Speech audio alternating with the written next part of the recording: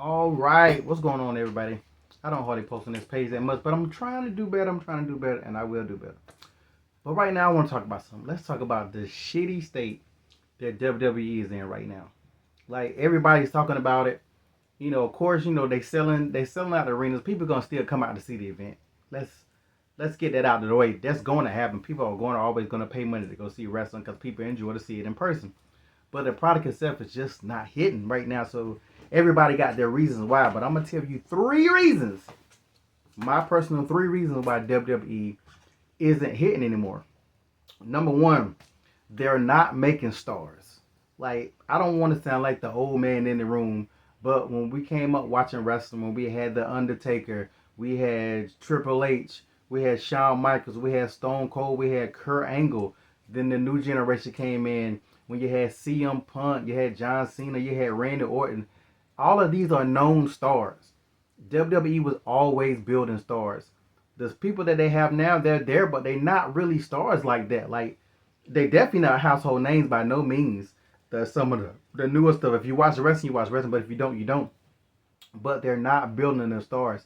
And I think one of the problems with that is, and this is me again, my personal opinion, I think NXT is kind of messing it up a little bit because the people from now, all the wrestlers that come to WWE, pretty much are call ups for NXT. I haven't seen a no name wrestler outside of Ronda Rousey or a celebrity like or somebody from AEW, whatever. But most people come from NXT. If you don't follow NXT, you don't know them, this, that, and the third. Then when they come from NXT, WWE often changes who they are, which doesn't make any sense whatsoever.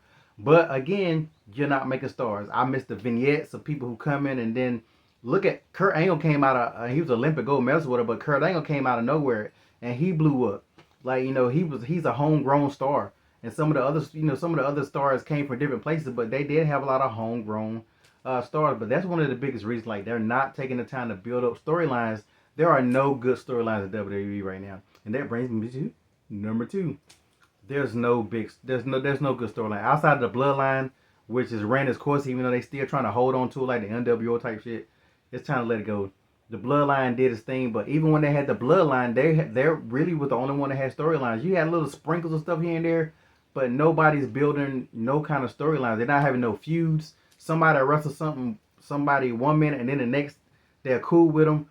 Bronson Reed just joined Seth Rollins' crew after he damn near tried to kill Seth Rollins multiple times, and he just showed up and joined the crew. And they never once explained it. He never said, "Yeah, I decided to get with Seth."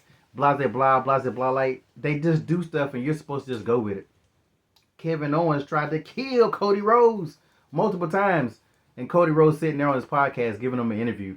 Like I know K-Fed is like died, it's dead now, but they need to bring it back because that that puts you into the show. It makes you feel it, even though we know it's entertainment, we know it's scripted, but you still gotta care. Seeing somebody cool woman, Cody Rhodes is a prime example. Cody Rhodes be cool somebody 1 minute and then they be wrestling him and just damn near try to kill him. Look at all the stuff that The Rock did to Cody even before the John Cena shit. He did all that stuff to Cody before WrestleMania, and then that opening they was just like, oh yeah, we cool now. And then The Rock screwed him again. Like Cody Rhodes like one of the dumbest wrestlers of all time. They make him look like one of the dumbest wrestlers of all time with the way they're doing him. So that's another. They just don't have storylines. And the third one, people don't talk about this a lot. It's the commentary.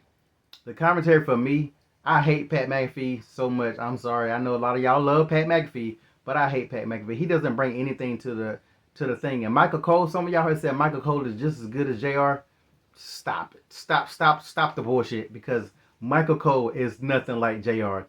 When you go back and watch, even when you go back and watch old stuff, the King gets a little annoying now when we on the rewatch. He was funny back then, but at least they fed off each other. You gotta have two teams to feed off each other. And Michael Cole just doesn't have no emotions. Only thing that the commentary does now is tell you exactly what they're being told to tell. Like, of course, they did this back in the days, but you still felt like JR and the King said some personal stuff, and it wasn't script by script by script by script. And like, of course, they guide you for certain stuff to get stuff over.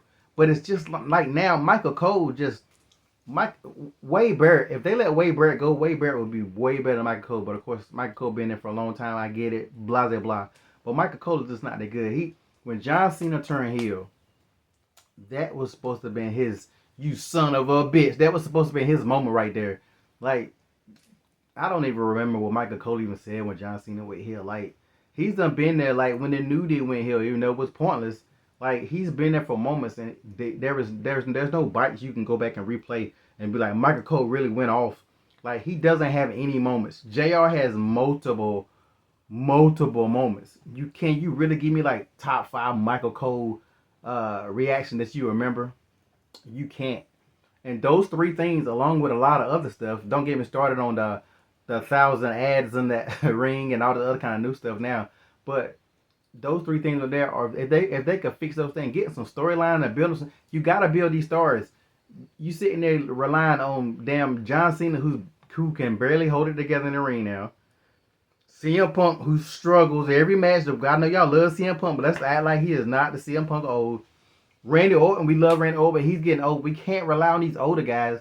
Y'all should have been pushing some Carmelo Hayes, and y'all still not pushing LA Knight. And LA Knight in his 40s, if I'm not mistaken.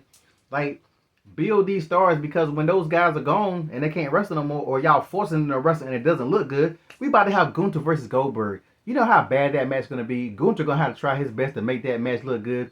And Goldberg is probably going to win because Goldberg has lost his last 2 or 3 times, I think. Which if him winning, if he beats Gunther, it's over for Gunther. It's bad enough they let Gunther tap out to Jey Uso. That was horrible. But you know they finally they didn't have no faith in Jey Uso, so they gave the belt back to Gunther. They should have let Jey just kept the belt. But that's a whole nother topic. I ain't gonna get into all that. But I really just want to talk about the three things that people just not really talking about enough. Those are the three things that's killing wrestling.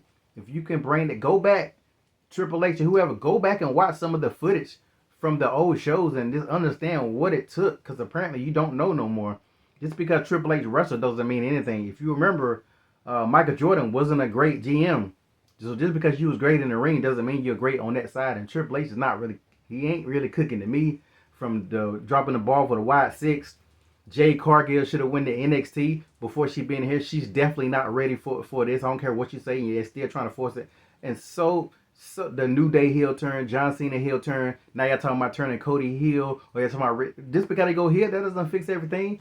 Like, and the allegations, you're never good. You had Night of Champions, and you had a New Day with tag belts, and you had a Street Profit with tag belts, and they won on Night of Champions among other champions that won on Night of Champions.